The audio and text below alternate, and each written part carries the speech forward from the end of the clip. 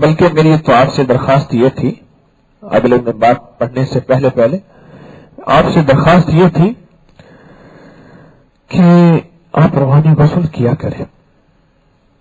دیکھیے روحانی غسل کا کیا فائدہ ہے، کیا کمال ہے روحانی غسل کا. اس کو میں نے نام دیا ہوا ہے روحانی غسل. روحانی غسل، غسل تو ویسے دل ہی دل میں یہ دعائیں پڑھے. کبھی بھی غسل خانے میں زبان سے کوئی اعمال نہیں کر سکتے. ہمارے ہر عمل میں شریعت کی پاسداری ہو، شریعت ہمیشہ طریقت پہ غالب رہے، تصوف پہ غالب رہے. کبھی فتنے نہیں پھیلیں گے،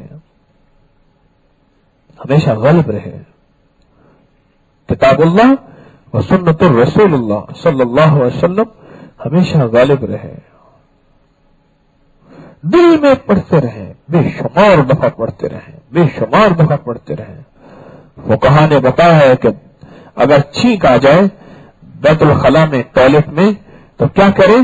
یرحمک اللہ الحمدللہ یہ دل میں کہہ سکتے ہیں، زبان سے نہیں کہہ سکتے. اور اس کی تاثیر ہے عجیب و غریب، بہت تاثیر ہے، کمال تاثیر ہے. روحانی غسل اپنی زندگی کا ساتھی بنانے والے کو میں نے کئی دفعہ عرض کیا، قدرتی ہے میں آگے پڑھتا ہوں خط کو.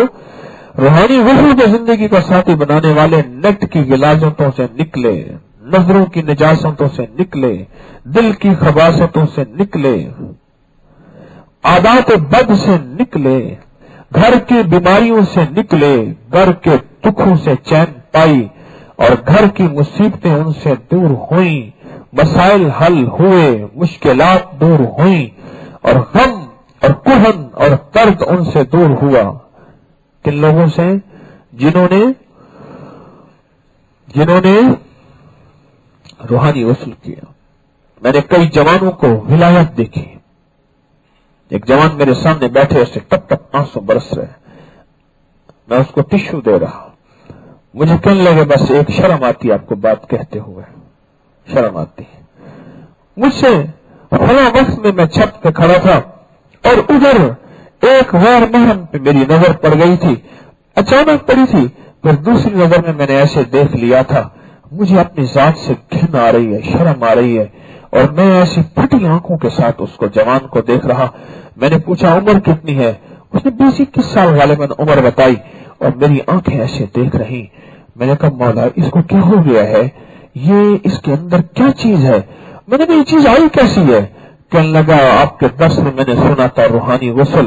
میں نے جب سے روحانی غسل کیا ہے میرے دل میں یہ کیفیت آ گئی ہے، اگر کوئی خطا ہو جائے، گناہ ہو جائے، بڑا گناہ ہو جائے، اس کو یہ گناہ وہ بڑا گناہ کہہ رہا تھا جو ہمارے معاشرے میں معمول کا حصہ ہے کہ اگر بڑا گناہ ہو جائے تو پھر میرے اندر یہ بے چینی شروع ہو جاتی ہے. اب میں کیا کروں اپنے آپ کو؟ میں چاہتا ہوں میں اپنے آپ کو سزا دوں. میں پھر ایسا کروں، میں 100 نفل پڑھوں، میں 1 مہینہ روزہ رکھوں، اپنے میں آپ کو سزا دوں. میں اس کی سنتا رہا. میں نے کہا واہ جوان، واہ جوان، واہ غم عاشقی تیرا شکریہ.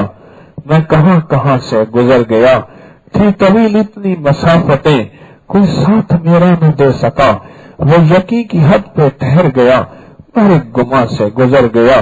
کبھی عرش پہ، کبھی فرش پہ، کبھی در بدر، کبھی ان کے گھر.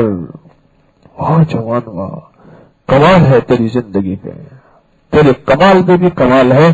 یہ عمل وہ پر تاثیر عمل ہے.